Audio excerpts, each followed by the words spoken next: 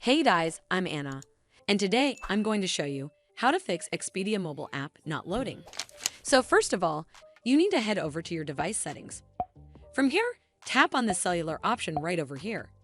Once you're on this screen, you need to scroll down and search for the Expedia mobile app. And then make sure the toggle button right next to it is turned on, indicating that the app has internet access through your cellular connection. This should fix the Expedia mobile app loading issue. But if it doesn't, then you need to make sure you're running the latest version of the app. Open up App Store on your device, and then tap on this search icon in the bottom right corner. Then search for the Expedia mobile app. And if you see this update button right next to the app name, simply tap on it to make sure you're running the latest version of the app. But if you still encounter this issue, then you need to clear App Cache. Go to your device settings and then scroll all the way down to General and tap on it. Then tap on iPhone Storage. From here, search for the Expedia mobile app and then tap on it.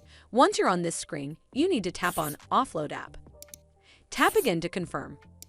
It'll take a bit for processing, and then a Reinstall button will show up. Simply tap on it to reinstall the app. This should fix the issue, but if it doesn't, then you need to completely reinstall the app. Follow the on-screen instructions to navigate all the way to the app page. Once you're on this screen, tap on Delete App to uninstall the app from your device. Once uninstalled, you need to open up App Store and then search for the Expedia mobile app right over here in the search bar, and then click on this Get button to install it back on your device. Well, that's how you fix Expedia mobile app not loading.